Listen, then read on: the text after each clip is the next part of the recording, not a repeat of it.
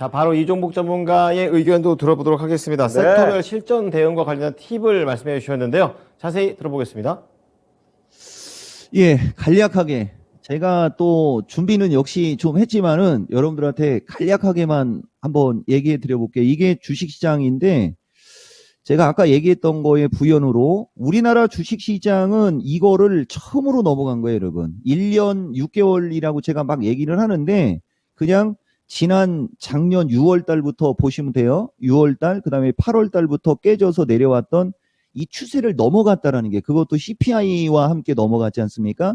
그러니까 이제 다음에 CPI가 나쁘게 나오느냐 아니냐를 봐야 되겠지만 어쨌든 저걸 넘어갔기 때문에 그냥 죽지는 않는 거예요. 그리고 하나만 더 얘기해 주면 이렇게 놓고 보면 우리나라 주식시장이 이렇게 큰 등락이 나왔던 적이 세 군데가 있습니다.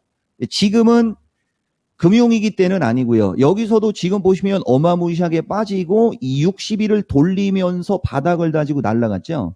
제가 주식시장 대바닥 찾는 법 강의했던 게 이런 내용이거든요. 근데 여기는 지수가 150대.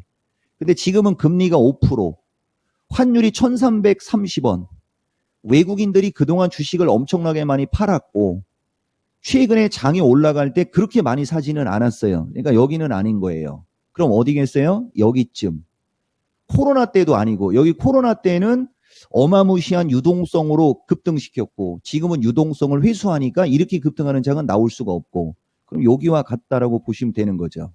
그래서 지난번에 여러분들한테 주식시장이 강할 수밖에 없는 이유에서 제가 해주었던 요 지수대가 있을 겁니다. 요거 계속 유효한 거예요. 그리고 이번 주 지수가 312 찍고 반등이 나왔거든요. 요 점을 여러분들이 참고하시고 그때 최근 강세 종목 및 뭐 특징 분석을 못 해가지고 요렇게 제가 하려고 준비 완벽하게 해놨는데 우선 요 핵심적인 얘기를 먼저 해주면 이거 얘기하면서 비교가 들어가야 되는데 자, 업종 대표주는 지수와 함께 기대 수익은 지수가 하단일 때 크게 나오는 거 요거 제가 얘기 진짜 많이 해줬죠. 정리해 드리는 거예요. 그 다음에 건설은행 증권도 업종 대표주예요. 그럼 업종 대표주 이쪽 업종 대표주와 이건 무슨 차이겠느냐. 시가총액 최소 시가총액 20위권 이상 그죠? 그 시가총액 20위권 이상의 주식들은 이게 더 강력하다는 얘기입니다. 그 다음에 이제 나머지 뭐 건설은행 증권 이런 것도 지수와 함께지만 요것은 영향력은 작지만 결국 지수와 함께 간다. 이거 대표적인 거예요. 철강화학 이런 것도 여기다 다 들어가야 돼요. 그럼 지금 시점에서 가장 좋아 보이는 업종은 어디냐? 철강화학. 그 다음에 이제 조금 더 나가면 비철금속, 비금속 광물 이런 쪽이 지금 되게 좋다는 얘기예요. 그리고 테마주는 구분이 중요한데 규모에 따라 달라지는 겁니다. 그러니까 순간순간 뭐 무슨 출산 장려 정책, 뭐 육아 정책 이런 거는 좀 급이 좀 떨어진다라고 하는 거고 지금은 네옴시티하고 우크라이나 재건은 엄청나게 큰 겁니다. 그들은 절대 한 방에 죽지는 않을 거예요. 그리고 여기 보면 OTT류, 요건 좀 작은 축에 속하는 거예요. 요런 거를 여러분들이 좀 봐야 되는데 요쪽은 차트를 좀 볼 줄 아셔야 됩니다. 그래서 지지매수 저항매도, 정배열은 추세 대응을 하는 거고 역배열이 단기 대응을 하는 게 유리하다. 요거 여러분들이 좀 잘 체크하시고 그럼 지금 시점에서 안정형하고 추세 대응을 할 수 있는 섹터가 어디냐? 2차 전지인데 어디가 중요한 거냐면은 펫배터리, 리튬, 니켈 쪽 오직 only. 그 다음에 인공지능, 로봇, 그 다음에 선별 반도체라고 해갖고 추세를 돌린 쪽이 있어요, 여러분. 그쪽은 좀 안정형이에요. 그리고 건설기계도 마찬가지. 건설기계 쪽이 안정형에 속하는데 단발성도 있으니 그런 건 여러분들이 좀 체크를 하셔라. 그 다음에 나중에 좋아질 만한 이게 사실은 장기 투자자들한테는 되게 유리한 거거든요. 근데 아까 얘기했듯이 갈 때 기가 막히게 가는 쪽이 있는 게 아까 보여드렸죠. 뭐 삼천리서부터 그런 종목. 물론 저쪽에 있는 주식들이 그렇게 가지는 않지만 2차 전지 펫배터리 특히 리튬 관련주하고 인공지능 중에 로봇 관련주 그 다음에 이 건설기계 관련주 쪽은 그렇게 갈 수 있는 주식이 되게 많습니다. 그러니까 병행을 해야 되죠. 잘 가는 주식 조금 그 다음에 좀 매매해야 될 주식 조금 이런 식으로 여러분들이 구분을 할 줄 아셔야 됩니다.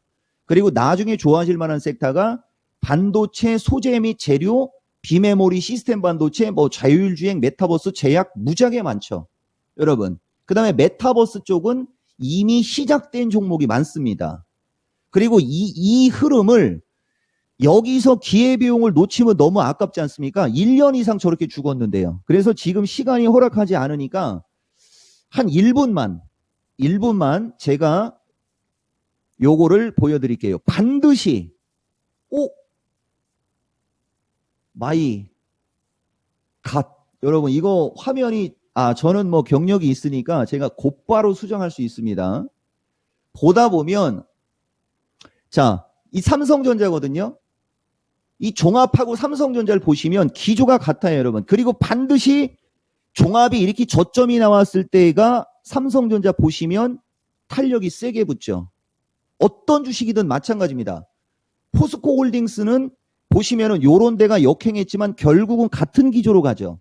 결국은 같은 기조로 가다가 종합이 저점을 찍었을 때부터 탄력이 되게 세게 나오는 거예요. 근데 지금 포스코홀딩스는 종합을 앞서가는 거지만 이들이 결국은 시장이 만약에 300으로 밀린다.